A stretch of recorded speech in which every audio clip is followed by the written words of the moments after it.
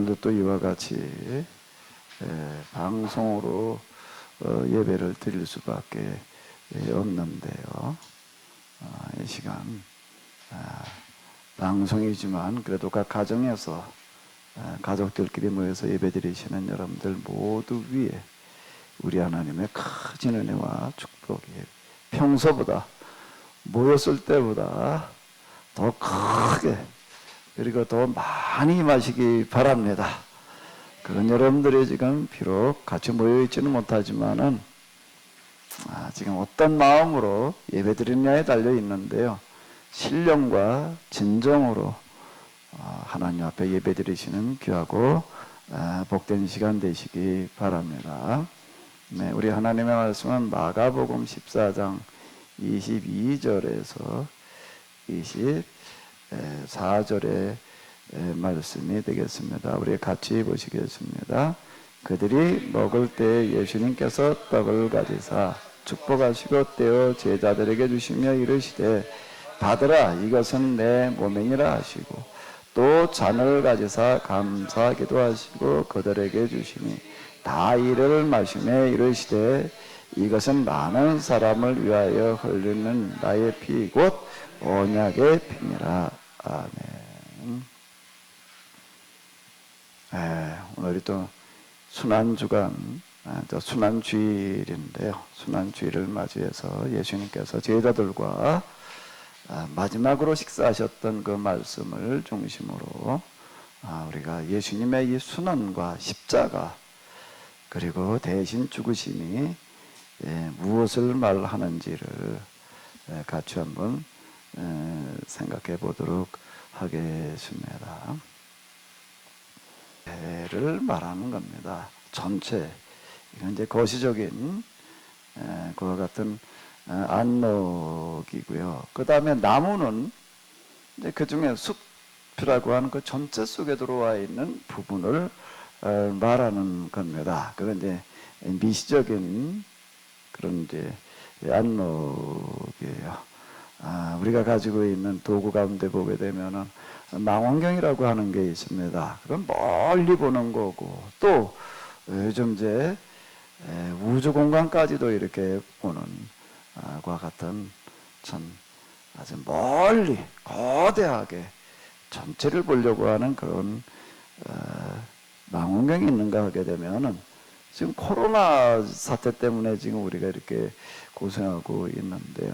코로나는 우리의 눈으로는 보이지도 않습니다. 우리의 눈으로 보이지 않아도 작은 세계가 있는데 이 작은 세계를 보는 또 기구가 만들어져서 요즘 현미경이라고 하는 걸로다가 이제 코로나 모양을 바이러스를 찍어보니까는 바이러스를 우리 눈에는 안 보이는데 현미경으로 바이러스를 이렇게 보니까 모양이 너무 신기해요. 근데 그 모양이 뭐하고 비슷하게 생겼지요? 태양에 그건 뭐죠? 그건 뭐라고 그래요? 과학 선생님. 그걸 코로나라고 그러죠? 태양의 그런 그 형체라고 그러나 그걸 뭐라고 그러나 그 광선의 모양 비슷한 그런 거는 그걸 코로나 그렇게 근데 그거하고 너무 닮았다 그래가지고 지금 이제 코로나라는 이름을 이렇게 붙여놓은 거고 아마 19년에 생겼다 그래가지고 붙여놓지 않았나 지금 2019년에 생겼다 그래가지고 코로나 19 아마 이렇게 지금 이름을 지어놓은 것 같습니다. 자, 성경을 해석하는 데에도 이제 마찬가지 기본 방법을 우리가 가지고 접근을 해 들어가 봐야지 되는데 성경에 말하려고 하는 전체를 먼저 봐야지 됩니다.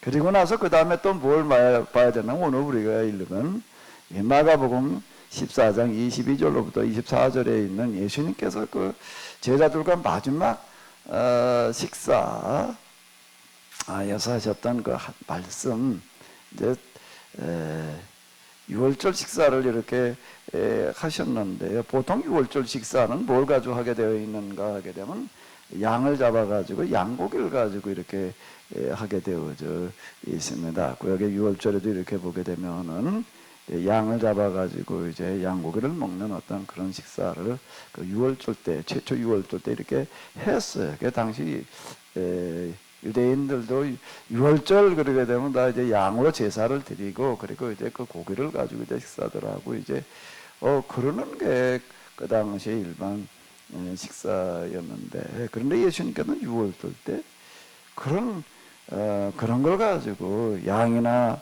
무교병이나 이런 걸 가지고 식사를 하지 않냐 하시고 그냥 일상적인 식사인 떡과 포도주를 가지고 제자들과 식사를 하셨다라고 하는 것도 그 특이한 겁니다. 그냥 다 그땐 그렇게 했나 보다 그렇게 생각하는데, 그거는 네, 예수님께서 제자들하고 그런 식사를 하신 것이지 유월절 때 본래 식사는 떡과 포도주로 하는 게 아니에요.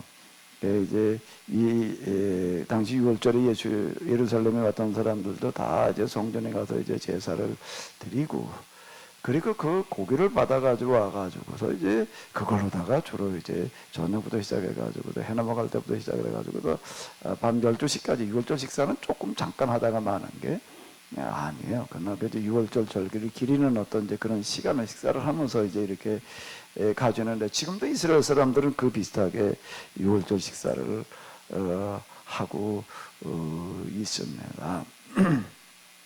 유월절 행사 지금 이스라엘 사람들이 하는 걸 보게 되면 거기다 빈 의자를 하나 갖다 놓은데요. 그 왜 빈 의자냐 하게 되면 이제 메시아가 오시면 앉을 의자다. 그리고 이제 그분들 예수님 메시아로 인정하지 않다 보니까 아직도 메시아를 기다리고 있는 어떤 그런 사람들인데, 근데 예수님께서는 유월절 식사를 그런 양을 가져가지 않으시고 떡과 포도주를 가지고 식사를 하셨어요. 이것도 우리가 좀 염두에 두어야 될 부분이 되겠습니다. 그러면 평상시 식사예요. 이거는요, 평상시 식사를 가지고 유월절 식사를 하셨다라고 하는 거고, 떡을 떼어주시면서 뭐라고 얘기를 하셨는가 하게 되면 이건 내 살이니 받아 먹어라. 그 다음에 또 포도주는 따라주시면서 뭐라고 얘기를 하셨죠? 이거는 내 피니 마셔라. 그러면 너희가 살리라. 내 살과 내 피를 먹고 마시면 너희가 살리라. 이제 이런 말씀이 성경에 이제 이렇게 있습니다. 그 이후 이제 우리는 어떻게 생각을 하는가 하게 되면은, 예수님께서 제자들과 마지막에 식사하실 때 하셨던 이 말씀이 굉장히 중요하다. 이 살을 먹고 피를 마셔야지. 그럼 너희가 살리라라고 말씀을 하셨다라고 해가지고 이제 이거를 우리가 이제 성만찬 예식을 이제 교회에서 이제 진행을 합니다. 이제 가톨릭에서는 그 미사 그렇게 이야기를 하는데요. 그 가톨릭에서는 지금 예배라고 하는 게 우리가 드리는 예배하고 너무 달라요. 우리는 찬양, 기도, 그리고 이제 성경을 읽고 배우고 듣는 설교 이런 걸로다가 예배가 구성이 되지만, 거기는 지금도 예배 그러면 미사 와서 예수님의 살인 떡과 예수님의 핀 포도주를 먹고 마시는 그 예식으로다가 지금도 드리고 있습니다. 거기 예배 드린다 그렇게 말하지 않고 미사 드린다 이렇게 이제 이야기를 합니다. 그래도 이분들은 이 성찬식을 굉장히 이제 중요하게 생각을 해서요, 가장 중요한 어떤 그런 예식으로 그 예배 때마다 이걸 드리고 있으니까 그렇게 지금 하고 있는데요. 이제 떡은 이건 진짜 예수님의 살이고 피는 진짜 예수님의 피다. 그게 어떻게 살이고 피냐? 이게 와서 우리가 예배 시간에 이 떡과 포도를 놓고 기도를 하게 되면은 그게 예수님의 살과 피로 변한다. 이렇게 이야기를 합니다. 그 화채, 예수님의 살과 피로 변한다. 그게 지금도 가톨릭에서는 지키고 있는 그런 교리예요. 그럼 갖다 그 떡과 포도를 갖다가 분석을 해보면 진짜 예수님 살이고 피고 그럼 예수님의 혈액형도 나오냐? 약간 영적으로 그렇게 변하는 거다. 이제 이런 식으로다가 이제 얘기를 하는데요. 근데 우리 개신교에서는 또 그렇게 인정하지를 않아요. 진짜 예수님의 살과 피로 변하는 거다. 이제 그렇게 하지를 않고 여기에 예수님의 살과 피를 임재하신다. 그걸 이제 임재설 이제 이렇게 이야기를 합니다. 그러니까 영적으로 진짜 여기에 함께 하신다. 그래서 공제설 뭐 이제 이렇게 얘기도 하고요. 또 어떤 사람들은 또 뭐, 그냥 무슨 임재 뭐 여기 함께 뭐 임하신다 그런 게 아니라 그냥 상징이다. 또 이렇게 얘기를 하기도 하고 이제 그러는데요.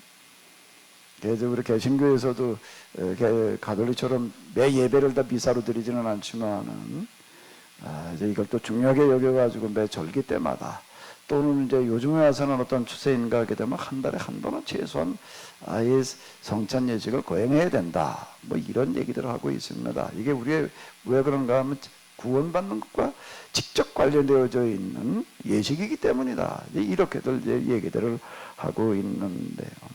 이 시간에는 예수님께서 이 성찬식에서 하신 이런 말씀이 진짜 무슨 뜻인지를 한번 우리가 이렇게 보도록 하겠습니다. 지금 화채설, 공제설, 임제설, 상제설 이거는 이제 뭔가 하게 되면은 마태복음 14장 22절에 있는 이 말씀. 근데 이제 이 말씀이 여기에만 있는 거는 아니고요.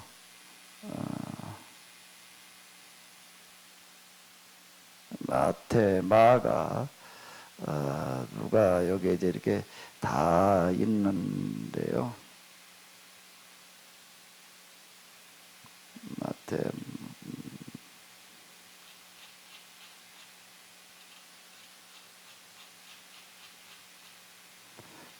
여기 이제 좀 찾아서 같이 한번 비교를 해보도록 하겠습니다. 대조서를 가지고서 이렇게 우리가 비교를 해봐야지 좀 더 명확해지는데.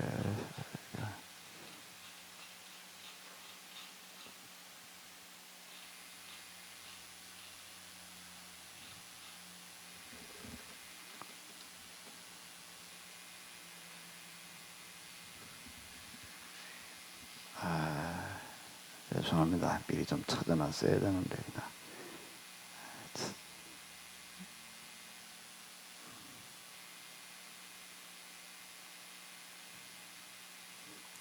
누가복음에는 몇 장이 나오나? 22장이 나와요? 22장 몇 절이야? 누가복음에는 14절이요. 22장 14절.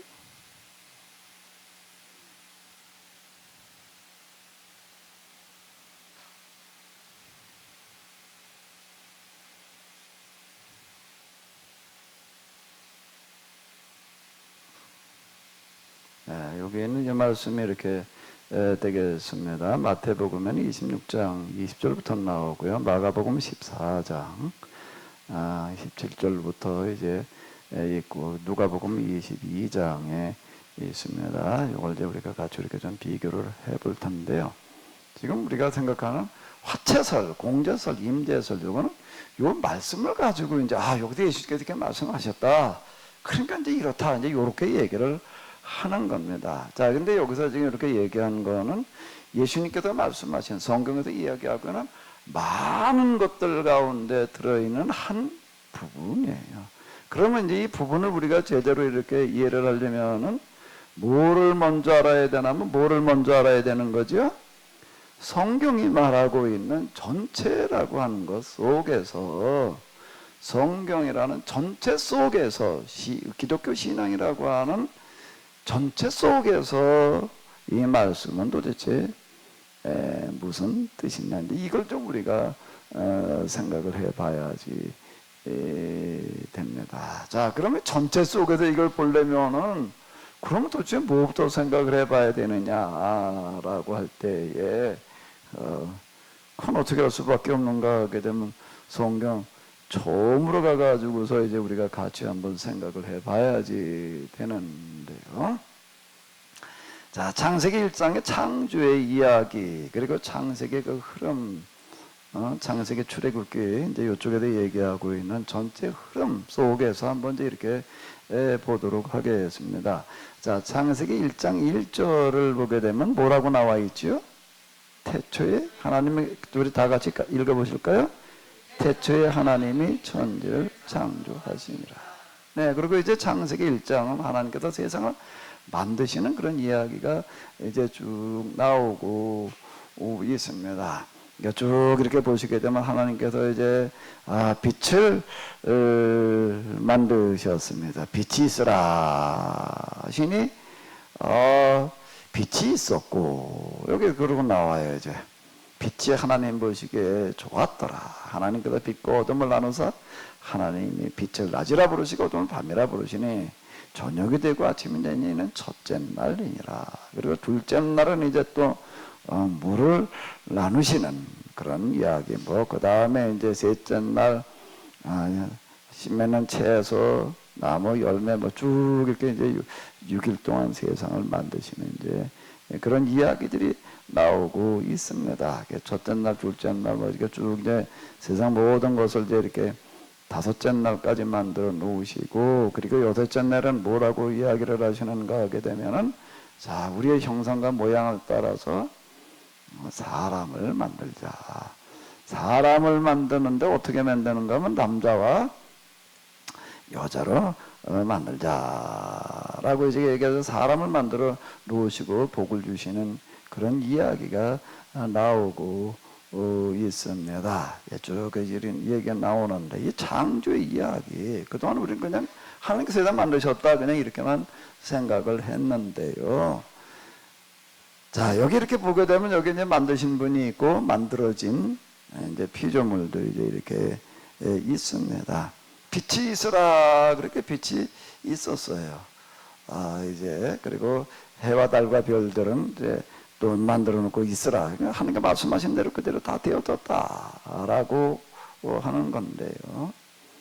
그리고 또 사람을 만드실 때는 사람도 있어라 그러지 않고, 이건 직접 또 이제 이 다음 장으로 넘어가서 보게 되면 흙을 빚어가지고 만드시는 그런 이야기. 그리고 이제 코에다가 생명을 불어 넣으셨다.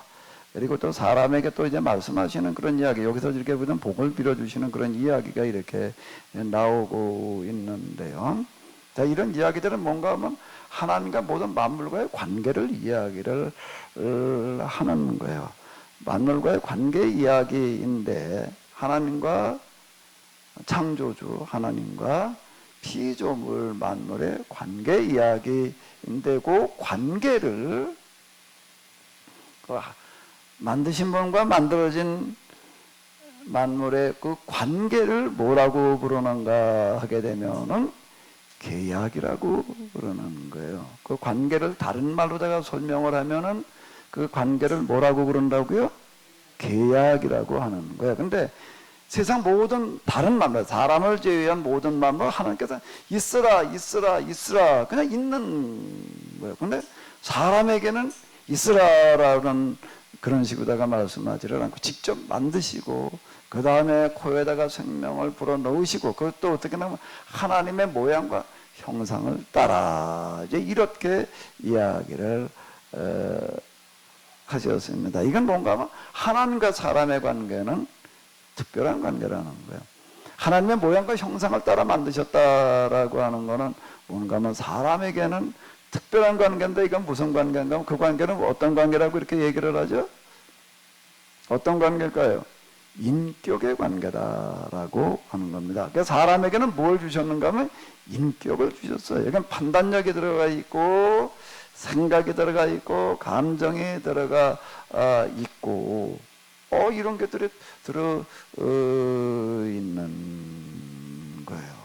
그 인격을 주셔가지고, 그 다음에 사람에게 모든 동물들의 이름을 지으라고 그렇게 얘기를 하셨고, 그 다음에 하나님께서 만들어놓은 세상 만물을 어떻게 하라고 이야기를 하셨는가 하게 되면은, 세상 모든 것들을 내가 어떻게 해라?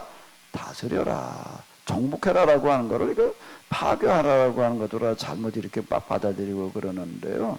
세상 모든 것을 네가 지배하고 관리를 해라라고 하는 그런 말씀이 이렇게 되겠습니다. 사람과 하나님의 관계는 이건 특별한 관계예요. 자, 특별한 관계인데 이 관계를 이제 다른 말로 하면 뭐라고 얘기를 할 수가 있다고요?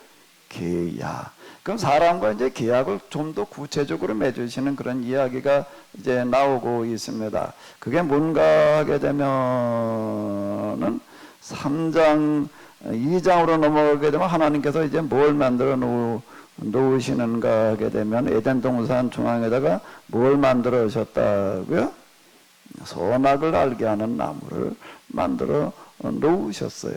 선악을 알게 하는 나무를 만들어 놓으시고 뭐라고 이야기를 하시는가 하게 되면은 이 나무는 먹지 말아라. 이걸 먹는 날에는 내가 반드시 죽으리라. 이제 이렇게 이야기를 하시는데 선악과 이제 우리는 이렇게 이야기를 합니다. 이거 선악과라고 그러고 아담이 이걸 따먹어가지고서 이제 인간에게 죽음이 오고 여러 가지 불행이 왔다라고 이렇게 얘기를 하는데 선악과, 과자가 이제 과일이라고 하는 그런 뜻이 있게 되겠는데 그럼 다른 거 다 먹을 수 있는데 이건 먹지 말라라고 하는 게 도대체 무슨 뜻이냐라고 하게 되면은 선악과를 먹지 말라라고 하는 그 말씀에 이름이 이건 과일 이름이 좀 특이합니다. 무슨 나무죠? 무슨 나무요? 선악을 알게 하는 나무라고 하는 겁니다.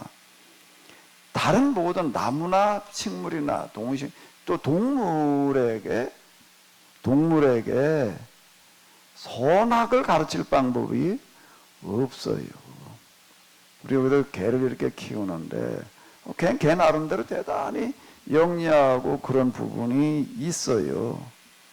근데 여기 이제 우리 전에 조그만 가 이제 상식이가 맨날 여기 혼자 그냥 어떡하는가 하게 되면 사람이 없을 때는 여기 은행나무 밑에 여기 앉아가지고 저 밑에만 들여다보고 앉았는 거예요. 하루 종일 그러고 있어요, 얘는요. 하루 종일 그래요. 내가 얘가 여기 이제 우리 방문 카메라가 있어가지고 내가 이렇게 있다가 이렇게 보는데 하루 종일 거기서 저 아래만 내려다보고 누가 좀 오나 그러고 있는 거예요. 이제 이게 언제까지 저렇게 앉아있나 하고 내가 한번 이렇게 봤더니요 어두워질 때까지 앉아있더라고요. 그러니까 어두워지게 되면 이거 어디 가서 자나 그러고 봤더니 저 은행나무 옆에 그 밑에 거기 이렇게 낙엽이 이렇게 썼는데 거기 가서 자는 거예요. 그리고 아침에 또 거기 나서 또 앉아있고 이게 일과예요. 혼자. 너무 보기가 좀 그래가지고 얘 친구를 좀 하나 갖다 놔야 되겠다.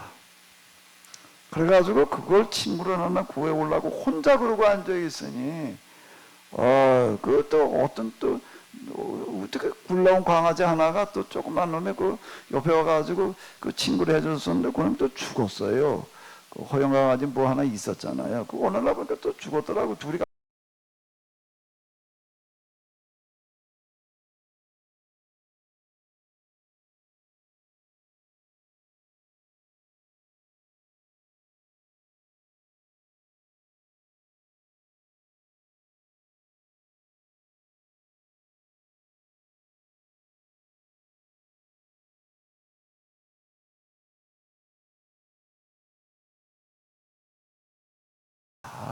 이 얘기거든요. 곧 그런 뜻이에요. 이게 소원하거나 뭐 과일 하나만을 가지고 얘기를 하는 어떤 그런 게 이제 아니다라고 하는 겁니다. 그러니까 이 소원학과라고 하는 이 단어는 뭔가 하게 되면 이런 하나님의 그 많은 것들을 이야기하려고는 대표성을 가진 그런 용어예요. 그걸 이제 표상 이렇게 이야기를 합니다. 그래서 철학에서는 개념을 가지고서 이제 이렇게 설명을 하고 특히 문학 가운데 시인은 상징이라는 방법을 사용을 해가지고서 이제 그 표현을 합니다. 시인은 그냥 산문이나 설명문이 아니에요. 그 시를 해석하려면 그 단어 하나가 얘기하고 있는 상징을 그거를 읽어내야지 그게 해석이 되는 거죠. 그냥 그 단어의 개념만 가지고서는 해석이 안 되는 거예요. 근데 철학은 개념으로다가 이제 이렇게 해석을 해야지 되는 거고, 철학을 공부하려면 먼저 개념을, 그 단어가 가지고 있는 그 단어 쪽에서 말하려고는 개념을 우리가 공부를 해야지 되는 거거든요. 근데 성경은 그러면 뭐냐? 이걸 그냥 설명문 모양으로, 산문 모양으로 이렇게 이야기를 하고 단어가 얘기한 뜻만 가지고 말을 하려고 하게 되면 설명이 안 돼요. 그러면 이건 어떤 방식이냐라고 할 때 그걸 뭐라고 그런다고요? 뭐라고 그런다고요? 표상, 이렇게 표현을 하는 거예요. 이게 종교, 이 성경에서는 하나님을 이야기를 하는데 그 사람의 개념으로다가 단어로다가 어떻게 이야기를 해요? 그게 표상이라고 하는 그런 표현 방식으로 쓰는 거예요. 그거 지금 선악과라고 하는 건 바로 그런 하나의 이런 사람에게는 인격이라고 하는 걸 주셨다. 사람과 하나님 관계 특별하다라고 하는 걸 설명하기 위한 하나의 뭐라고요? 이게요?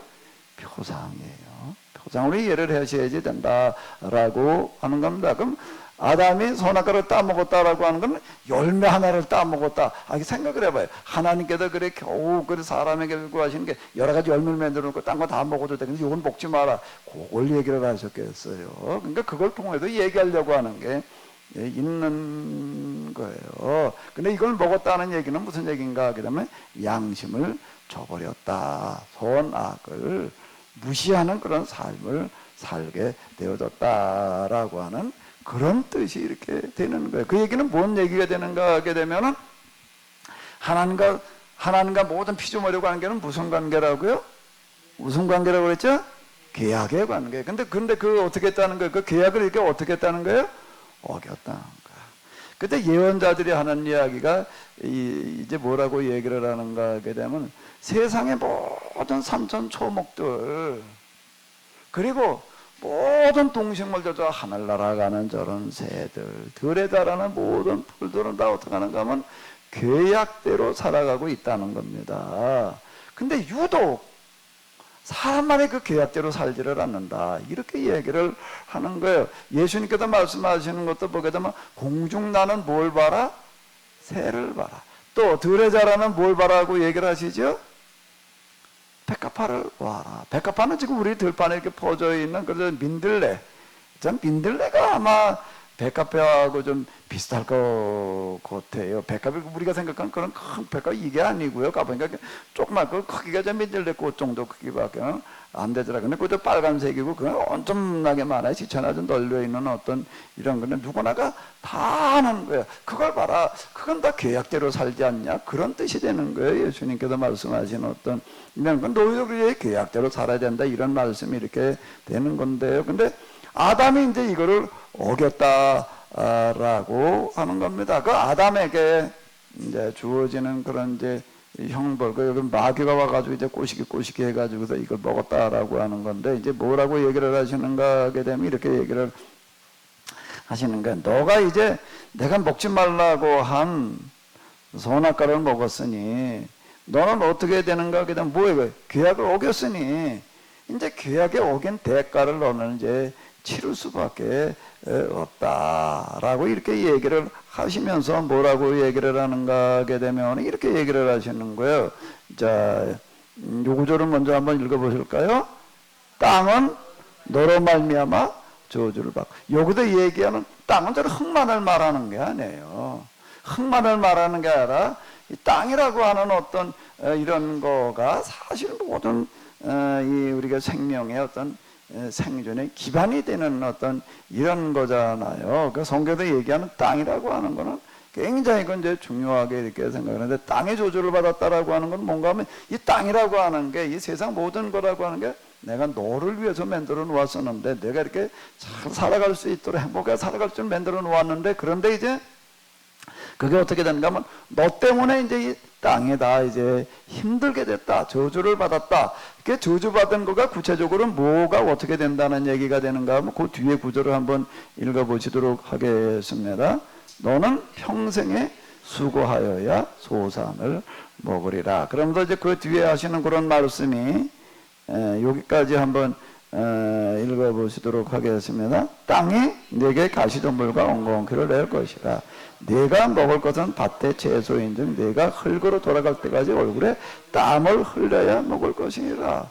에덴 동산에서는 지금처럼 우리가 일해가지고도 이루고 먹는 그런 환경이 아니었다라고 하는 겁니다. 늘 그냥 먹을 것들이 그냥 여러 가지로 다양하게 다 있었어요. 거기 이렇게 보게 되면 내가 너희가 먹을 걸 주는데 여러 가지 채소들 그리고 열매들 그리고 씨 맺는 그런 곡식들 이런 걸 주겠다 그래가지고 그게 늘 있어가지고 그냥 언제든지 나가서 그냥 갖다 먹기만 하면 되는 그런 삶이었는데 그게 에덴 동산이었다라고 하는 겁니다. 그런데 이제 아담이 이걸 어겨서 계약한 그게 깨짐으로 말미암아서 이제 어떻게 되는가 하면 땅의 저주를 받았다. 그래가지고 가시덤불과 엉겅퀴를 낸다. 아마 이거는 이게 우리가 그 모든 인간의 먹거리는 농사를 통해서 주어지는 거죠. 과학이 아무리 발전을 해도 농사 짓지 않아도 먹고 살 수 있는 방법이라고 하는 거는 없습니다. 우유 한 방울을 과학적인 방법보다 합성해낼 방법은 없어요. 쌀 한 토를 그냥 농사 짓지 않아도 그냥 합성을 해가지고 만들어낸다. 그건 어려운 이야기가 되는 겁니다. 그게 이제 땅에서 일단 먹거리가 다 나와야지 되는 건데, 근데 가시덤불과 원숭이를 농사를 지어보게 되면은요, 아이고, 뭐 때문에 못해 먹겠는가 하면 심는 게 문제가 아니에요. 뭐가 문제지요? 잡초가. 이게 농사는 풀과의 전쟁이에요. 이야, 풀 한참 크러들면은요, 이게 뭐 하루 한 뼘씩, 어떤 거나 한 30cm 큰 거지. 엉겅퀴 나오는데 그거는 하루, 그 덩굴 뻗어나가는 거 한 30cm 이상 큽니다. 이게 뭐 하루 이틀만 지나고 나면 다 풀밭 떼버리고, 이걸 뽑으려면 그냥 이게 보통 일이 아니고, 그래가지고 제초제를 쓰고 무슨 비닐 갖다 뭐 덮어놓고 뭐 이제 이러고 있는데, 이건 내가 먹을 것은 밭에 채소인즉 내가 흙으로 돌아갈 때까지 얼굴에 땀을 흘려야 먹을 것이니라. 그리고 너는 이제 흙에도 취함을 받았으니 흙으로 돌아가라. 이제 이렇게 되는 거예요. 인간은 이제 그래도 이제 죽음이라는 게 왔고, 먹고 살기 위해서는 이제 모진 고생을 해야지. 이제 그러고 살아가는 그런 삶이 이렇게 돼버리는 거예요. 이 얘기는 뭔가 하면, 하나님과 인간의 관계가 어떻게 됐다고요? 어떻게 됐다는 거예요? 이게 문제가 생긴 거예요. 그 계약의 관계, 하나님과 인간의 관계가 무슨 관계라고요? 계약의 관계. 사람뿐만 아니라 하나님께 만드신 모든 세상 만물의 계약의 관계인데, 이제 이렇게 돼서 이게 계약이 이제 깨져가지고서, 이제 사람들이 이렇게 고통 가운데 살다가 그냥 이렇게 이제 흙으로 돌아가야 되는 그런 비참한 삶을 살아가게 되는 거야. 이제 그 하나님께서 이제 어떻게 하시는가 하게 되면, 이런 사람들, 이런 세상을 다시금 어떻게 회복을 시켜야 되겠다. 회복, 원래 상태로 다 돌아가게 해야 되겠다. 그거를 성경에서 이제 구원이라고 그러는 거예요. 구원은 이제, 구원은 뭔가 하면 본래 하나님께서 만들어 내셨던 그런 관계로 다시금 회복시켜 주는 거. 그 구원이라고 하는 거에 다른 단어로 얘기를 한다면 뭐라고요?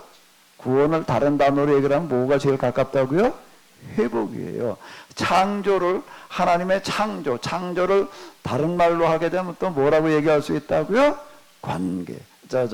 하나님의 창조 관계인데 그걸 다시 다른 말로 하면 뭐라고요? 계약 관계였다라고 하는 건데, 그러면은 타락이라고 하는 거는, 죄라고 하는 거는 뭔가 하면 뭐를 깨뜨리는 거예요? 하나님과 만물의 관계를, 계약 관계를 깨뜨리는 그거를 죄라고 그러는 거예요. 그 죄 때문에 이제 이렇게 됐다라고 하는 얘기는 그 죄 때문에 그 계약을 지키지 않는 거를 말하는 거예요. 그래서 계약 관계가 깨졌다. 그래가지고 이렇게 비참해졌다라고 하는 거예요. 그럼 이제 한번 생각을 해봐요. 하나님께서 이 세상을 구원하시려면 뭘 해야 되는 거예요? 이게 전체에서 얘기를 하는 겁니다. 전체에서 얘기를 하는 거예요. 구원이라고 하는 거는 뭐라고요? 뭐가 구원이라고요? 다른 말로 하면 뭐라고요? 회복이에요. 뭘로 돌아가는 거예요? 하나님께서 본래 만드셨던 에덴 동산의 상태로 돌아가는 건 죽음이라는 게 없는 거예요. 거기는 슬픔도 없는 거고, 뭐 이렇게 그냥 고통스럽게 살아가는 그런 게 아니, 영원한 행복을 살아갈 수 있는 그런 상태로 다시 돌아가는 거예요. 그 돌아가려면은, 근데 그게 이제 본래 그렇게 만들었더니 깨진 게 뭐 때문에 깨진 거지요? 계약을 지키지를 않은 것 때문에 이렇게 되는 거예요. 그러면 다시 돌아가려면 이제 뭘 지켜야 되는 거예요? 뭘 지켜야 되는 거예요? 계약을 지켜야 되는 거예요. 자, 본래 상태로 돌아가는 거를 뭐라고 그런다고요? 구원이에요. 구원이요. 그러면 이제 이게 거시적인 접근에서 이렇게 나오는 단순한 결론이에요. 그 구원받는다는 건 본래 상태로 회복되는 거를 얘기를 하는 거예요. 근데 이게 지금 회복되려고 한다면 뭘 지켜야 되는 거지요? 뭘 지켜야 되는 거예요? 계약을 지켜야지 되는 거예요. 그래서 성경은 무슨 얘기인가 하면 이게 계약의 책이에요. 창조 이야기도 계약의 책이고, 예수님께서 우리를 구원하신 이야기도 계약의 책. 성경의 책 이름 자체가 구약, 신약의 약자가 뭘 말하는가 하면 계약을 말하는 거예요. 영어로 보게 되면 구약을 뭐라고 그러는가 하면 올드 뭐라고 그러죠? 올드 뭐라고 그래요? 테스타먼트. 또 신약은요, 뉴 테스타먼트. 그 테스타먼트라고 하는 거는 계약을 얘기를 하는 겁니다. 계약, 옛 계약. 뉴 테스타먼트는 새로운 계약, 그런 뜻이에요. 두 계약의 책이에요. 즉 계약을 지키는 것이 이제 곧 구원받는 길이에요. 그럼 하나님께서 이제 계약을 지키는, 그런 계약을 지키는 걸로 말미암아 구원받는 그런 길을 이제 이렇게 열어놓으시는데, 그걸 어떻게 열어놓으셔야 될까? 계약이 깨져가지고서 지금 사람에게 죽음이 오고 이렇게 불행이 왔어요. 그 회복을 시키려면 계약을 지켜야 되는데, 그 계약을 지키는 걸 어떻게 하나님께서 시작을 하셔야지 되나요? 그냥 우리가, 그건 누구나 다 생각할 수 있는 거 한번 생각을 해보세요.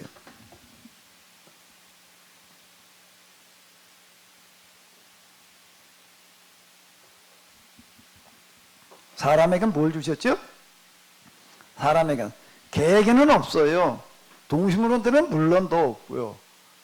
양심이라고 하는 거, 선악을 아는, 자기, 여긴 또 우리가 지정의 그렇게 얘기를 하는데, 이성이라고 하는 게 있어서 우리가 뭘 깨우치고 교육이라고 하는 게 가능해져요. 감성이라는 게 또 있어요. 여기 희노애락이라고 하는, 여기서 또 이제 생겨요. 사람에게 또 뭐가 있는가 하면 의지라고 하는 게 또 이제 있습니다. 근데 걔는 지정의를 가지고 설명하기가 참 어려워요. 걔는 나름대로 뭐 좀 슬픔이 있고 뭐 어쩌고 그러기는 하겠지만은 본능 수준일 뿐이지, 본능 수준일 뿐이지, 독립적인 어떤 인격체다 이렇게 얘기하기가 어렵습니다. 그러니까 사람에게 지정이라고 하는 어떤 이런 거가, 인격이라는 게 주어져 가지고서 이게 가능해. 저희 의지라고 하는 어떤 이런 것들이 있는데, 근데 이 계약이 깨짐으로 말미암아 사람에게서 이제 이런 것들이 다 그냥 흐트러지기는 했지만은 완전히 사라지는 게 아니에요. 완전히 사라지지는 않고 어느 정도의 그래도 여기에 도덕심이라고 하는 게 남아 있고, 그리고 지정의가 있다라고 하는 겁니다. 그다음에 우리가 교육이라고 하는 게 가능한 거예요. 그 감성이라는 부분이 있다가 보니까는 사람에게는 또 뭐가 있어야 되나 하게 되면 그냥 배만 먹어서 배만 부른다고 해가지고 의식주만 해결된다고 사람이 이게 살아간다는 건 참 어려워요. 사람이 사람답게 살아가려고 한다라고 할 때 이 감정이라는 부분이 굉장히 중요한 비중을 또 차지합니다. 그래가지고 뭐가 있어야 되는가 하면 이제 감정을 또 충족시키기 위해서 문화생활이라는 게 있어야 돼. 그래야지 여러 가지 놀이문화가 또 이제 발전을 하게 되는 거예요. 이제 그 문화생활, 이런 것들이 여기에 또 필요하고, 사람에게 또 의지라는 게 있어가지고서 이제 뭐랄까 하려고 이제 목표를 세워놓고 이제 노력도 하고 뭐 이런 것들이 이제 가능해지는데요. 하나님께서는 이제 이 계약이라는 게 깨져가지고 사람에게 불행이 왔는데, 근데 계약을 하나님이 깨신 게 아니라 누가 깬 거예요? 사람이 깼어요. 그러면 본래 상태로 돌아가려면 계약을 누가 지켜야 되는 거예요? 본래 상태로 돌아가는 건 계약을 지키는 거예요. 구원은 회복이에요. 그걸 누가 지켜야 되는 걸까요? 누가 지켜야 되는 거죠? 사람이 지켜야 되는 거예요. 그러니까 사람에게는 아직도 양심이라는 게 좀 남아있다고요.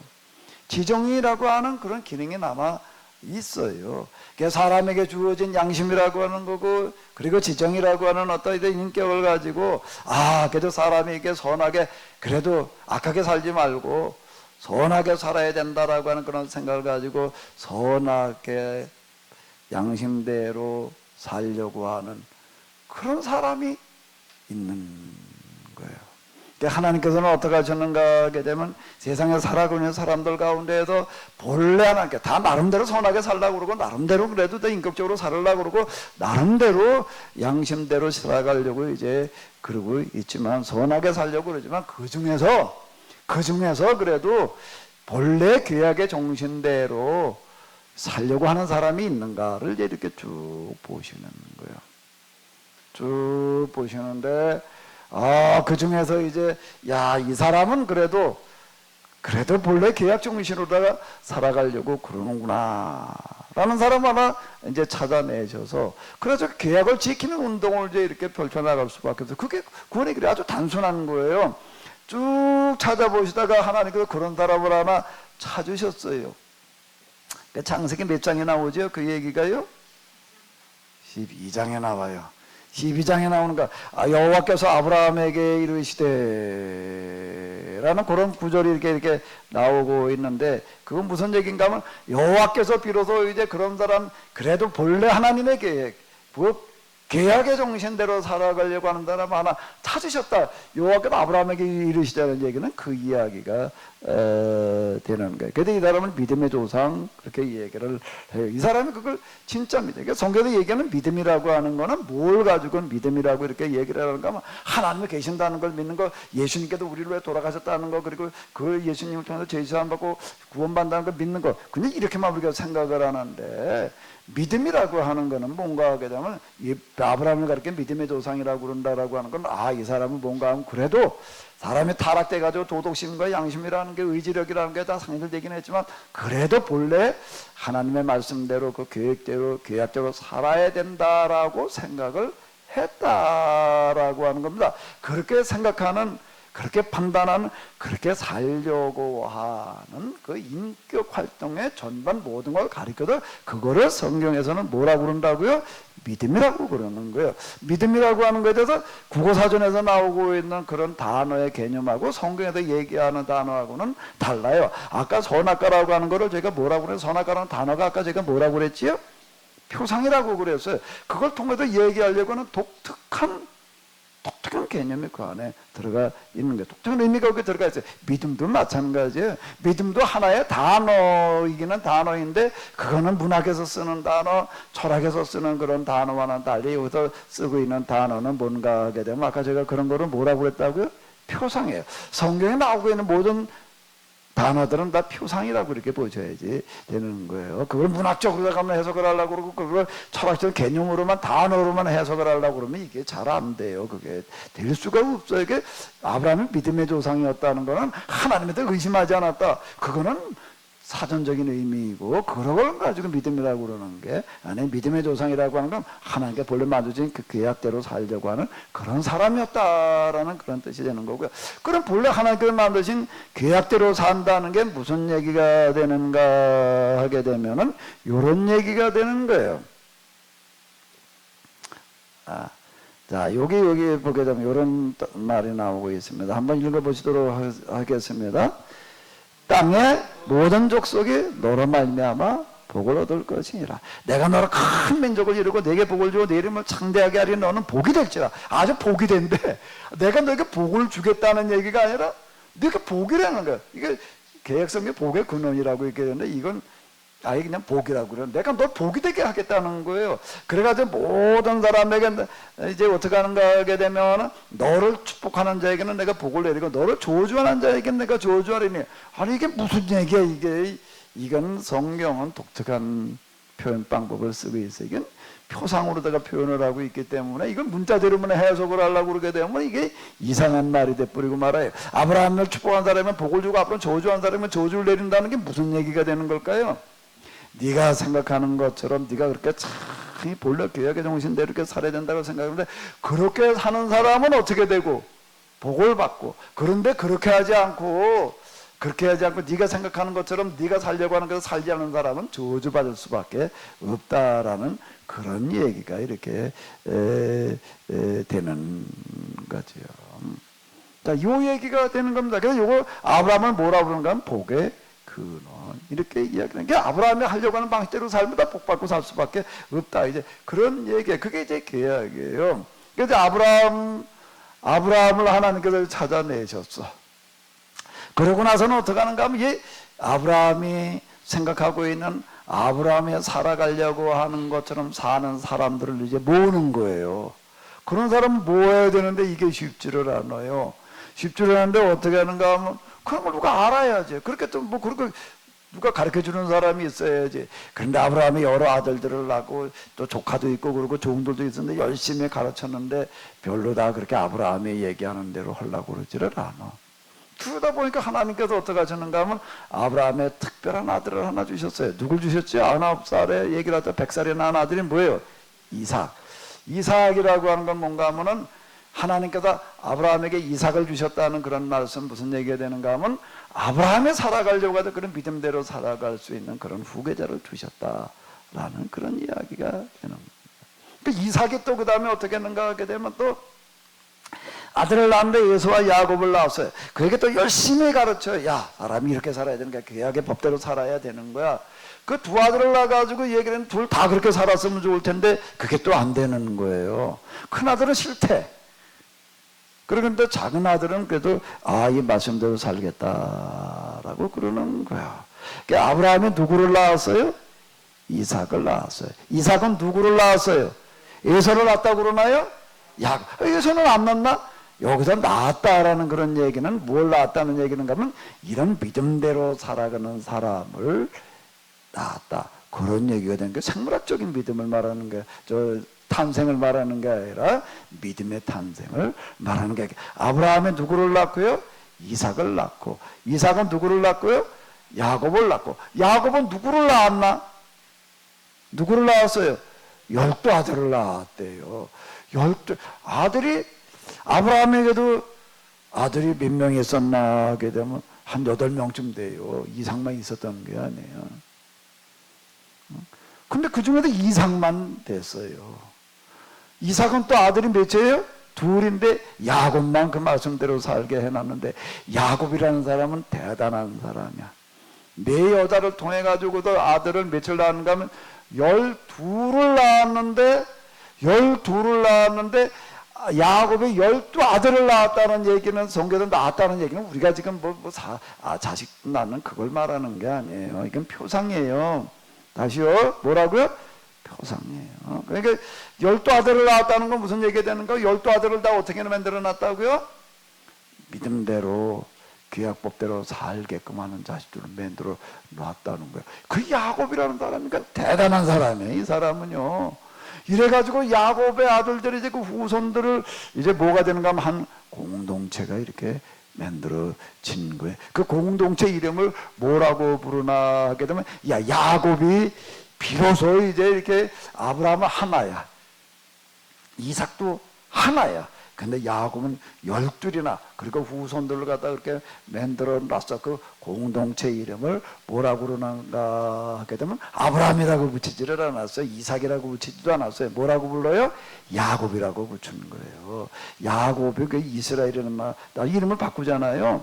그 이스라엘이라는 말이 야곱의 이름이에요. 그 얘기는 뭔가 하면 야곱의 비로도 이렇게 계약을 지키는 그런 아들들을 12이나 낳아가지고도 비로소 계약 공동체가 되게끔 기초를 놓았다. 그래서 그걸 이스라엘 이렇게 부르는 거예요.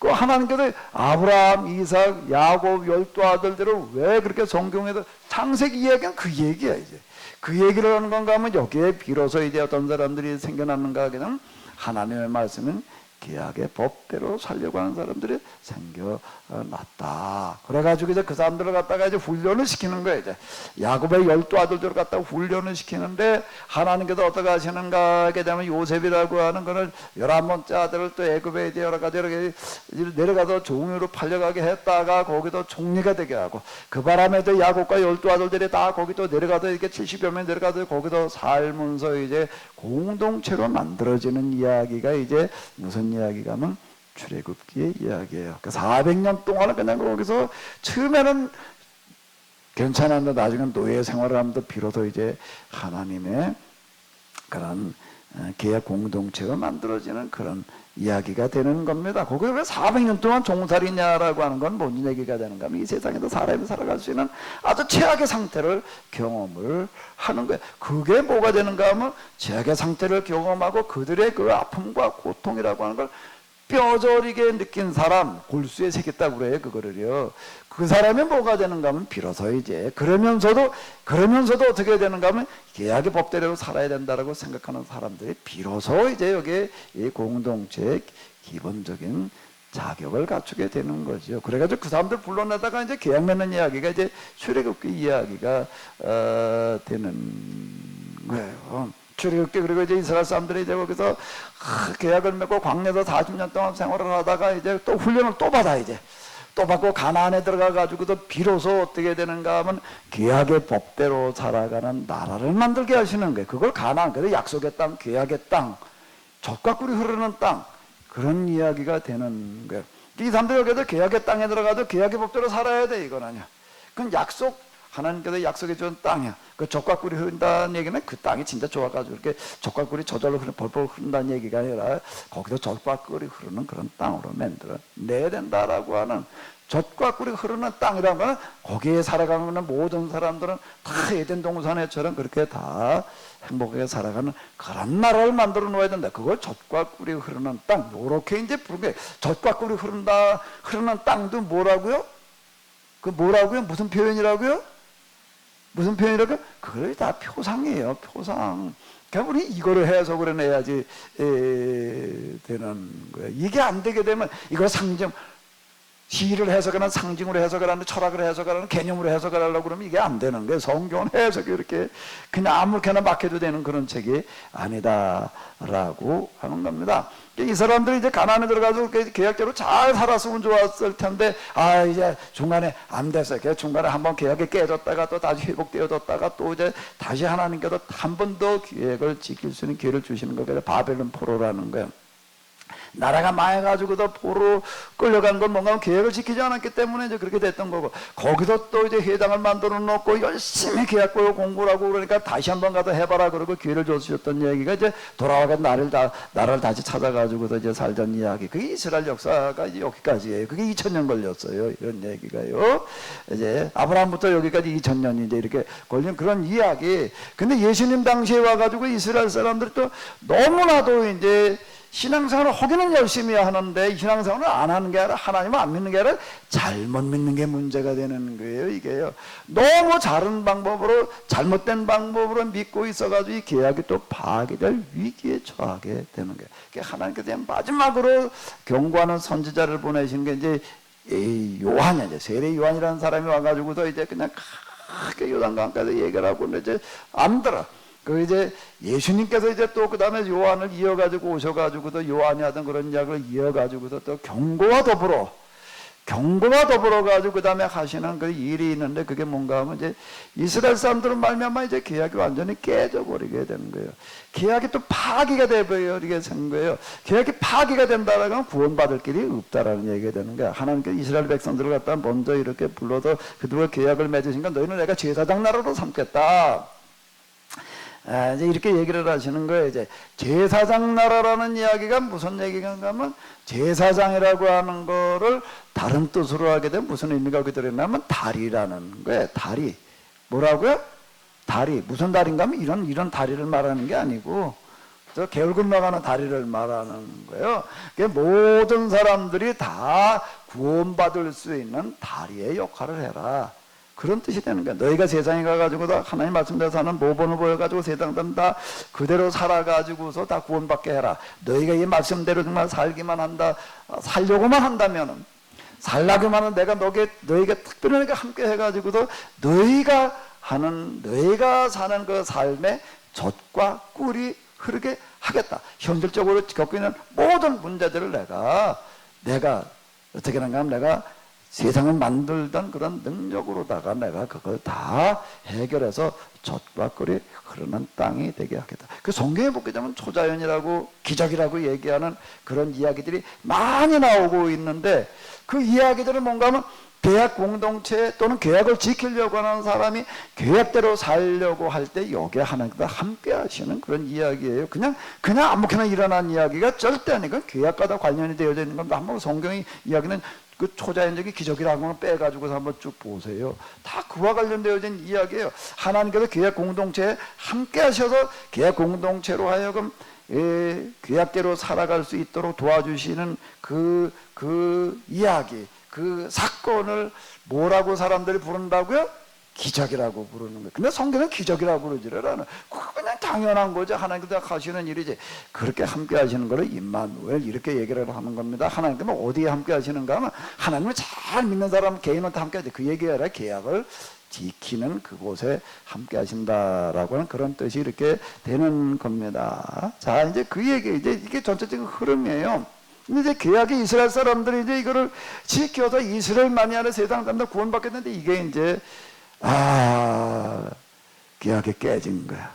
계약이 또 폐기가 되게 생겼어요. 그래서 이제 폐기가 될 수밖에 없었어요. 그러니까 계약이 다시 폐기되는 그런 이야기가 뭔가 하면은 이스라엘에도 이제 첫 번째로 계약이 깨졌던 이야기가 바벨론 포로라고 그러는 거고요. 두 번째로 깨지는 그 이야기가 뭔가 AD 70년에 로마 제국의 이스라엘이 이제 예루살렘에 함락되어지는 그런 거. 그리고 나서 그 다음에 이제 두 번째로다가 또 로마에 반란했다가 이제 그들이 망해가지고 전 세계로 이제 쫓겨나는 그런 이야기가 뭔가 하면 계약이 파괴된 이야기다라고 하는 거예요. 그러면 이스라엘의 계약을 파괴를 해가지고도 실패한 거는 뭐에 실패가 되는가 하면 이스라엘만의 문제가 아니라 무슨 문제가 되는 거예요? 온 세상에 구원의 길이 막혀버린 거예요. 자, 구원을 받으려면은, 자, 구원이라고 하는 게 구원을 다른 단어로 하면은 뭐라고요? 회복이에요. 뭐의 회복? 에덴 동산의 회복이에요. 회복하는 방법은 뭐라고요? 계약이죠. 하나님과 우리와의 관계를 다른 말로 하면은, 다른 단어로 하면 무슨 관계라고요? 창조주와 피조물의 관계라고 하는 거는 그건 세상에서 하는 얘기고 성경에서는 그걸 계약관계다. 그런데 예언자들은 뭐라고 그런다고요? 다 저 공중나는 새를 봐라. 다 계약대로 살지 않냐. 또 동식물들을 식물들을 봐라. 풀에 들에 자는 백합화를 봐라. 말이야. 저 잡초를 봐라. 저 민들레 꽃펴 벌써 꽃이 펴가지고 씨가 맺었어요. 저 계약대로 살아가고 있는 거. 근데 유독 사람만 지키지를 않고 있다라고 이제 이렇게 단식을 하는데 그 얘기가 이렇게 되는 겁니다. 근데 이스라엘이 이제 모든 인간을 대표해 가지고서 하나님과 계약을 맺었던 거예요. 이스라엘은 그냥 개인 자격으로 맺은 게 아니에요. 그러니까 아브라함을 믿음의 조상, 복의 근원 이렇게 부르는 거는 무슨 얘기가 되는가 하면 아담도 모든 인간을 대표하는 대표성을 가지는 거고 아브라함도 그렇고 이스라엘이라고 하는 것 자체가 대표성을 가지고 구원의 길을 열기 위해서 그랬는데 이게 이제 실패하고 나니까 더 이상 이제 구원받을 길이 없어져 버렸어요. 구원받으려면 그러면 구원받으려면은 자 다시요. 이게 전체 거시적인 안목에서만 이거는 할 수 있는 얘기인데 계약을 자 사람이 구원받는 방법이 뭐라고요? 구원받는 방법이 뭐라고요? 계약이에요. 계약을 지키는 게 구원받는 거예요. 그래서 성경은 구원받는 책이에요. 그래서 옛 계약, 새 계약 그 얘기를 계약을 지켜 구원받는다. 계약을 지켜도 구원받는 것을 얘기해주는 책이다. 이런 뜻이 되는 겁니다. 성경의 계약의 책이에요. 구원받는 방법이 뭐라고요? 계약. 그래서 그 계약을 지키던 사람들, 아브라함, 이삭, 야곱, 그 후손들, 근데 이들이 실패를 하고 말하지 더 이상 인간의 구원받을 길이 이제는 없어져 버리고 마는 거예요. 그 인간 구원받으려면 계약을 지켜야 되는데 계약에 한번 맺었는 게 실패했는데 그럼 어떻게 또 맺으면 되지. 그럼 뭐 법이라고 하는 거는 뭔가 하게 되면은요 법의 기본적인 정신은 정의예요. 공의예요. 법이라고 하는 거는 계약법이에요. 법은 뭔가 하게 되면은 자 이제 어떤 사람이 이제 둘이 문제가 생겨가지고 서로 옥신각신 하다가 해결이 안 돼가지고 법원에 가가지고서 이제 재판에 신청을 했어요. 지방법원에 가지고도 재판을 받았는데 한 사람은 이겼다고 좋아하는데 한 사람 진 사람은 난 억울해. 왜 재판을 왜 그따위로 했냐 말이야. 난 인정하지 못하겠어. 그럼 어떻게 해야 되나? 근데 그 다음 법원이 또 있어요. 또 상고법원에서 상고를 해가지고서 난 이번에 지난번에 저 지방법원에 재판받은 건 나는 인정하지 못하겠지만 다시 재판해 주십시오. 이제 그렇게 얘기를 할 수가 있다고요. 그럼 이제 고등법원에 가지고도 이제 또 재판에도 또 졌어. 또 억울해. 그럼 어떻게 해야 되나? 이제 넌만 끝났어. 그러면 난 억울한데. 그리고 어떻게 하는가 하면 그 다음에 대법원으로 가요. 이제. 그 이제 최종 법원인데 대법원에도 이제 지방법원, 고등법원에서 재판한 것들을 다 갖다 놓고 이 사람 왜 인정하지 못하겠다고 그러나 그 여기서 이제 마지막 이제 판결을 내려주는데 그러니까 이건 단독 혼자 판사 혼자 그냥 이렇게 하기 해서 결정해 놓게 되면 이게 또 쉽지 않게 여기 이제 합의를 해가지고 여러 재판관들이 검토를 하고 이래가지고 이제 최종적인 이제 판결을 해준다고요. 최종적으로 이제 억울하지 않게. 최종적으로 판결을 이제 이렇게 다 해서 이건 법 정신에 비추어서 놓고 볼 때 이건 이렇게 판결할 수밖에 없다라고 해가지고도 최종적인 판결을 해놔요. 그럼 그 다음엔 어떻게 해야 되나요? 받아들여야 되는 거예요. 졌든 이겼든 받아들여야 되는 거예요. 근데 지고 나가지고도 난 억울해. 난 또 다시 재판 시작할. 그럼 지방법도 또 갔다가 이거 억울합니다. 다시 해주죠. 그럼 이거 안 해주겠다고 그러는 거예요. 그럼 뭐 그거는 맨날 반복하다가 많아? 그 법이라고 하는 거는 뭔가 하면 그 법의 정신 자체가 그런 거예요. 계속 그러고 있게 되면 뭐 그거는 하다가 말아야 되죠. 그래서 법은 뭐가 기본적인가 하게 되면 정의에는요 일사부재리 한번 결론한 거는 또 갔다가 또 시작할 수가 없는 얘기가 되는 거예요. 세상을 구원하기 위해서 하나님께서 계약을 맺어 놓으시고 계약을 이제 체결할 사람들 갖다 이렇게 해가지고도 거기다 그냥 특별한 방법을 함께 이제 실패해 버리고 마는 게 이제 인간의 구원받을 길이 사라졌다라고 하는 그런 얘기가 되는 거예요. 그럼 누가 또 계약 맺어가지고 하면 되지. 그러면 맨날 그거나 반복하다가 많아. 그럼 말이 안 되는 거예요. 이제 뭔가 하게 되면은 더 이상 이제 구원받을 길이 사라져 버렸다는 얘기가 되는 겁니다. 근데 구원받을 길이 영은 끝난 얘기야. 끝난 얘기인데 이걸 하나님께서 이제 고민하시는 거야. 완전히 끝난 얘기인데, 야, 이거 끝난다는 거는 더 이상 인간이 구원받을 길이 없다는 얘기가 되는 건데, 여기에 이제 어떻게 하시는가 하면 하나님께서 뭘 하시는가 하게 되면은요, 대법원에서 판결이 나가지고서 그냥 이렇게 끝났어요. 더 이상 이제 얘기할 방법이 없어요. 그런데요, 법에는 또 뭐가 있는가 하면, 그런데 그 법의 한계라고 하는 거, 그거를 또 그 다음에 보완할 수 있는 장치를 거기다 또 만들어 놔요. 그게 뭐지요? 그게 뭐예요? 특별법이라고 하는 겁니다. 우리나라 김현이라고 하는 사람, 저 칼기 폭파범 있지요. 그 사형 선고를 받았어요. 이제 끝난 얘기예요. 더 이상 법으로 따르면 그 사람은 또 어떻게 해볼 방법이 있어요. 비행기 폭파시켜 수많은 사람이 죽었는데 그 사람 사형 안 시키면 안 되는 거죠. 그런데 그 다음에 무슨 법이 또 있는 거예요? 특별법. 대통령에게 특별법이 있어가지고 이 사람은 자기가 그렇게 한 게 아니고 시켜서 한 거니까, 그래도 그걸 시켜서 했다고 해도 그래 한 건 잘못한 거니까 사형을 내릴 수밖에 없었지만은 여러 가지를 비춰가지고서 다시 한번 기회를 준다. 그래가지고 사면을 내릴 수가 있는 거예요. 하나님께서도 이걸 이렇게 고민하다. 이번 뭘 하신 거야? 특별법을 가동을 하셨어요. 뭘 했다고요?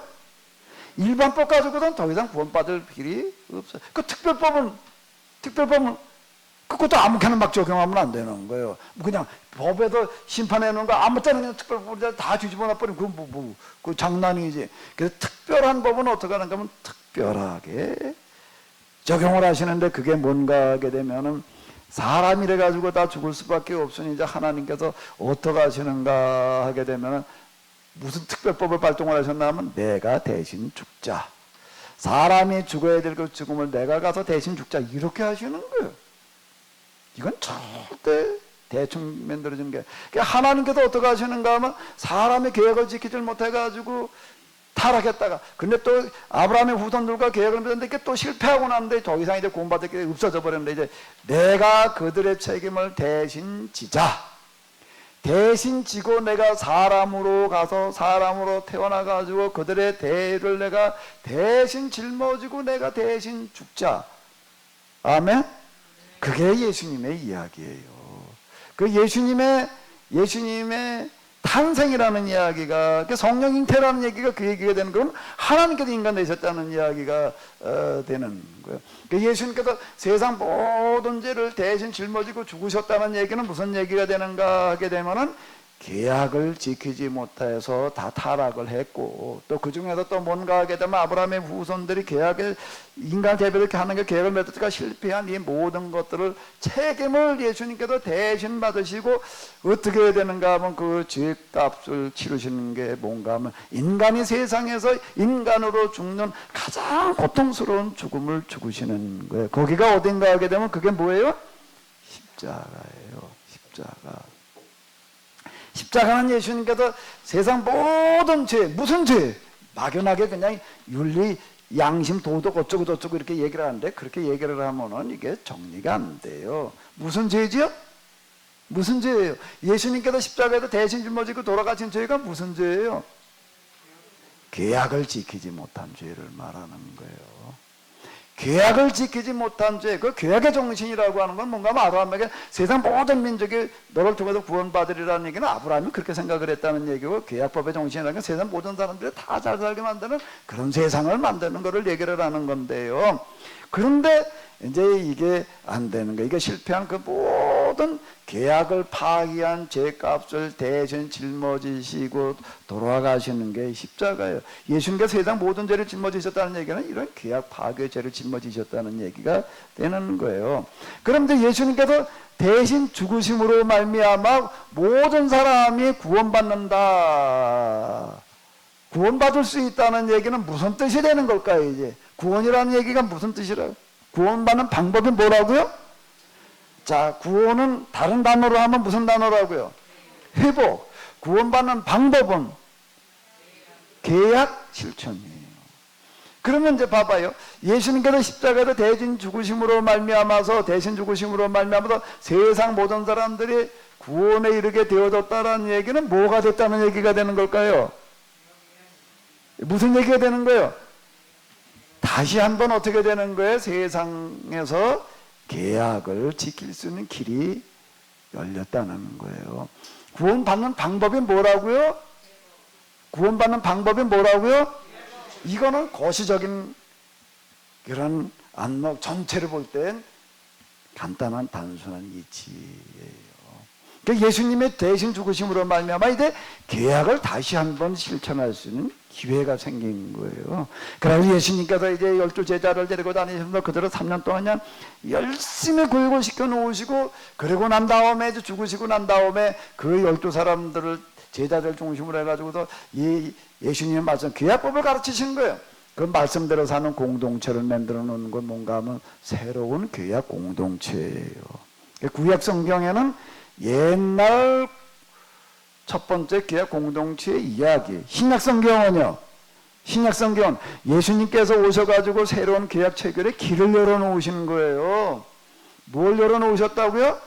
계약 체결에 길을 열어놓으셨어. 그리고 새로운 계약 공동체를 이제 만들어 놓으시는 이야기가, 그리고 그 새로운 계약 공동체가 어떻게 이루어달려면부터 시작을 해가지고서 이렇게 살아가는가라고 하는 거를 이야기하는 게 신약 성경이에요. 신약 성경은 그걸 얘기를 하는 거예요. 이제 예수님으로 말미암아 이제 새로운 계약이 이제 체결되어지게 되는 거예요. 그 예수님께서 죽으신 건 뭘 위해서 죽으셨는가 하게 되면은 세상 모든 사람들이 지키지 못한 계약을 파기한 죄를 대신 짊어지고 죽으신 거예요. 그걸 세상 모든 죄를 대신 짊어지셨다, 그 얘기가 되는 거예요. 아멘.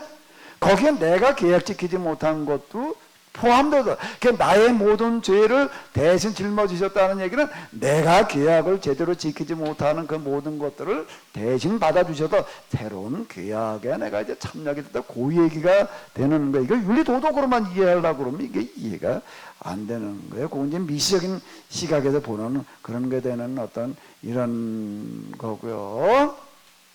그 예수님께서 죽으신 건 뭔가 하면 이제 더 이상 하나님과 계약을 맺을 길이 없어졌는데, 그런데 이제 이 예수님의 대신 죽으심으로 말미암아 다시 한번 계약을 맺을 수 있는 길이 열려졌다. 이건 마지막에 더 이상 없어요, 이제는요. 그 다음에 특별법이라는 게 한번 베푸는, 그거 똑같은 사람이 또 특별법을 한다는 건 말이 안 돼요. 그건 이례적인 사건이지. 그래서 이게 뭔가 하면 예수님께서 이렇게 하신 건 뭔가 하면 종말적인 사건이다, 마지막 사건이다. 그래서 종말 이렇게 얘기를 하는, 성경에서 얘기하는 종말은 저 국어사전에서 얘기하는 그런 종말하고는 그러니까 다른 개념이에요. 그것도 표상의 개념이에요. 그 성경은 다 표상으로 해석을 해야지 되는 게, 뭔가 뭐 신앙적인 해석을 해야지 되는 게, 이게 문학적인 해석을 하려고 그러게 되면 이게 안 되는 얘기, 철학적으로 해석을 해도 안 되는 이야기가 되는 거고, 그래서 이런 이야기가 되는 겁니다. 그래서 예수님께서 지금 이제 이렇게 되면 이제 우리가 이해가 되는 거예요. 이제 여기 와가지고 이렇게 다시 이제 마가복음으로 돌아가서 보자고요. 그리고 이제 여기 지금 이 대조서로 보게 되면 마태, 마가, 누가에다 나와 있는데 요한복음에도 또 있어요. 그런데 여기 나와 있는 그런 얘기들을 갖다 이렇게 보게 되면 무슨 얘기가 되는가 하면, 예수님께서 떡을 주시면서 포도주를 주시면서 뭐라고 얘기를 하는가 하게 되면은 이거는 많은 사람을 위하여 흘리는 피 있고 무슨 피라고요? 요 얘기를 한번 봐봐요. 무슨 피라고요? 언약의 피. 이게 개혁성경에도 언약이라고 이렇게 번역을 해놨는데요. 계약이라고 번역을 해야지 돼요. 언약이라고 번역을 하면 이거는 안 돼요. 이게 지금 새 번역에서는 공전 번역에서는 계약 이렇게 얘기를 하는데 영어에서도 계약을 표현하는 단어가 뭐가 있는가 하게 되면은 커버넌트라는 단어가 있고 테스타먼트라는 단어가 있는데요. 성경의 제목은 뉴 커버넌트, 올드 커버넌트 그래 놓지 않아서 테스타먼트라는 단어가 유언으로도 모르죠. 그건 이제 계약. 우리말로 하면 계약에 가까운 건 테스타먼트고 커버넌트는 언약에 가까운 어떤 이제 이런 거 똑같이 그냥 거기 다 계약 이렇게 이제 나와 있는데요. 그러니까 테스타먼트라고 이렇게 나왔습니다. 그러니까 계약이라고 그런 게 이건 내가 지금 너희를 위해서 지금 이렇게 내 살을 내어주고 내 피를 주는 건 뭔가 하게 되면 너희를 위해서 흘리는 바 나의 뭐라는 게 언약의 피다. 근데 이걸 이제 누가복음으로 가서 이렇게 보시게 되면은 뭐라고 얘기를 하셨는가 하게 되면은 누가복음에는 뭐라고 얘기를 했는가 하게 되면은요 이것은 무슨 피라고요? 요게 이렇게 보세요. 요거 보시나 모르겠네. 이자는 내 피로 세우는 새 언약이니라고 이렇게 나와 있습니다. 새 언약의 피예요. 요거를 이제 누가복음은 그냥 언약 그러지 않고 아예 새 언약이라고 이렇게 새 계약이라 해놨는데 이제 사도 바울이 고린도전서에서 이제 이렇게 얘기를 하고 있습니다. 이 성만찬에게 설명을 하면서 뭐라고 얘기를 하는가 하게 되면은 이렇게 얘기를 하셨어요. 자, 25절만 읽도록 하겠습니다. 손에 들고 감사 기도를 드리신 다음 제자들에게 말씀하셨습니다. 이 잔은 하나님과 너희 사이에 세우시는 새 계약이다. 이 계약은 내 피를 세우는 것이다. 이 잔을 마실 때마다 나를 기념하여 이렇게 행하라. 이렇게 새 계약이에요. 이거는 새 계약의 피예요. 그러니까 무슨 얘기가 예수님으로 말미암아 더 이상 하나님과 계약을 맺을 길이 없어져 버렸는데 예수님이 대신 죽으셔도 다시 한번 계약을 맺을 수 있는 길이 열려졌다. 그래서 그 새 계약이에요. 그럼 이제 우리가 구원받는 거는 어떻게 하면 구원받는 거다? 어떻게 하면 구원받나? 예수님으로 말미암아 새로운 계약의 길이 열려졌으니까 계약을 지키는 공동체에 들어와서 그게 교회예요. 그리고 그다음 뭘 지켜야 되는 거죠? 계약을 지켜야지 구원받는 거예요. 근데 우리는 그걸 그동안 어떻게 생각을 했는가 하게 되면은 이게 거시적인 안목이었고 미적으로만 보다 보니까 이렇게 돼버리는 거예요. 예수님께서 십자가에서 대신 죽으신 거는 우리 모두의 죄를 대신 짊어지셨다. 맞는 얘기예요. 근데 그게 계약을 파견 이게 빠져버리는 거예요. 그냥 모든 죄라고 이렇게만 얘기를 해놓은 거야. 그래가지고 거기에 내 죄도 포함이 되는데 이제 여기 나와가지고 내가 죄 용서를 구하게 되면 용서해 주신다. 그 용서해 주신다는 얘기가 무슨 얘기가 죄를 계약을 다시 한번 체결할 수 있게 해주신다. 그 얘기인데 그거는 빼버리고 용서해 주신다는 얘기는 내가 이제 내 죄를 다 용서 안 받고 과거의 죄, 무슨 행위의 죄, 마음의 무슨 죄 다 용서해 주시고 이제 구원받게 해주신다. 구원받게 해주신다는 얘기는 계약 공동체들이 계약을 지켜가지고 구원받을 수 있는 길을 여기는 빼버리는 거예요. 그리고 어떻게 했는가 하면 그냥 그렇게 되면 이걸 믿으면 이제 그러면 구원받은 거다. 이렇게 뭐가 구원받았느냐? 뭐가 달라졌어? 영혼이 구원받은 거야. 내 마음을 그걸 믿으면 영혼이 구원받은 거야. 이렇게 얘기를 하는 거야. 영혼이 구원받아가지고 이동하는 이 세상에서는 영혼이 구원받은 삶을 살다가 육체는 아직 남아있어. 이제 육체는 열심히 하나님 잘 믿으면 하나님께서 건강의 복을 주시고 무슨 물질의 복을 주시고 이제 이렇게 이걸 해석을 해나가는 거예요. 이제 그건 복이야. 구원은 영혼이 받는 거야. 그리고 이제 건강해지는 거, 잘 사는 거 뭐라고 얘기를 하고 복이라고 이렇게 얘기를 해놓고 그러니까 구원은 어떻게 살았냐면 그건 상관없어. 그거는 구원은 그거 가지고 받는 게 아니야. 예수님께서 나를 대신 죽으신 이걸 가지고 구원은 받는 거야. 구원은 받는 거야. 신앙생활 잘하면 뭘 받는 거야? 구원 신앙생활 잘하면 그 다음에 뭘 받는 거라고? 구원받은 사람이 이제 영원히 구원받은 신앙생활 잘하면 뭘 받는다? 복 받는다고 이렇게 얘기를 해 놓는 게 지금 그동안 우리가 한 건데 이게 전체가 말하려고 하는 거를 빼버리고서 하다 보니까 이런 현상이 나타난 거예요. 그러니까 나무를 보기 전에 뭐부터 봐야 된다? 숲을 먼저 봐야 된다는 얘기가 이런 얘기가 되는 겁니다. 이제 사도행전은 이런 데 보게 되면 계약 공동체가 등장을 해가지고 어떻게 계약의 법대로 살아가는가, 구원의 삶을 어떻게 살아가는가, 그걸 얘기해주고 있는데, 그건 그냥 구원받은 사람들, 그 다음에 이제 다른 사람, 아직 영원히 구원받지 못하는 구원하는 이야기지. 이렇게 이거를 이제 해석을 해 나가는 게, 계약 공동체가 계약을 지키는 삶을 살아가는 거, 이게 빠져버리는 거예요. 그리고선 그냥 우리는 그냥 구원은 행위로 받는 게 아니라 믿음으로 받는 거야. 이런 식으로 얘기를 해놓은 거가 이게 잘못 가르치는 거예요. 잘못 이해한 거예요. 그러니까 이번에 우리가 아까 이렇게 부른 거 뭔가 하게 되면 찬송가를 내가 여기 하나 또 만들었어요. 이제 만들어 놓은 게 이제 이거예요. 내가 이렇게 얘기를 하는 거예요. 이제 가사를 한번 읽어볼까요? 구약은 에케야 하비루와 맺은가. 이거 잘 안 보시면은요, 제가 우리 교인들 카톡방에 다 올려놨어요. 그 다음에 1절, 이 세상에 거룩한 나라 이스라엘이 해야 할 일, 성전신앙, 제사신앙. 이제 왕정기 그 포로기 이전 얘기야. 성전 지어놓고 거기 제사만 열심히 드리면 되는 거야. 이게 계약이 빠져버리는 거야. 그게 뭐가 계약 무시, 계약 위반, 인과응보, 의인신앙. 그 포로로 끌려가가지고 그 회당을 만들어 놓고 계약법 열심히 해다 공부들 하고 그냥 성원식을 때까지 다 외우고 갈 정도로 그런 같이 가서 계약자를 한번 살아봐. 그랬더니 이번에는 또 뭐라고 그러는가 하면 의인신앙이라, 인과응보교리라고 하는 걸 가지고서 어떻게 했는가 하게 되면은, 야, 이제 가난한 사람, 병든 사람은 다 죄를 지어서 그런 거고, 위계 출세한 사람, 잘 사는 사람 하는 게 다 복을 주셔서 그런 거야. 이게 인과응보교리라고 하는 게 있어요. 의인신앙, 자기 모순, 자멸의 이렇게 포로그 이유를 제가 이제 얘기를 한 거예요. 그 다음에 2절 한번 읽어볼까요? 신약은 새 계약. 누구와 계약을 맺으신 거예요? 죄인들과. 예수님께 죄인을 구원하러 오셨다는 얘기가 이제 죄인들과 계약을 맺으러 오셨다는 그런 얘기가 되는 거예요. 이 땅에 하나님 나라, 그 다음에 뭐 해야 될 일이에요? 교회가 해야 할 일. 근데 교회가 그 다음에 뭐 어떻게 돼버렸어요? 영원 구원? 그 어디가 구원, 죽은 다음에 하나님 나라가 구원받는다 이렇게 돼버린 거예요. 영원 구원, 내세 천국, 계약 무시, 계약 위반. 그 다음에 이제 또 종교개혁 이후에는 또 어떻게 또 가르쳤는가 하면, 신앙, 야 행위는 상관없어, 그냥 믿음으로만 꾸면 신앙, 의인, 행위 무관, 자기 모순, 자멸의 길. 제가 지금 이제 이건 교회사를 얘기를 한 거고요. 3절을 또 한번 읽어보시도록 하겠습니다. 예수님의 십자가 뭘 하신 거라고요? 새로운 계약적. 이 세상의 천국실은 예수님의 가르치심이에요. 이거는요. 근데 이제 이 세상에 하나님 나라, 우리 모두가 해야 할, 이제 조금 더 아주 세게 이제 존재 이유 그래 놨어요. 계약 준수, 계약 실천, 그게 영생에 이르는 길이에요. 그런데 어떻게 됐나 하게 되면 4절을 한번 읽어볼까요?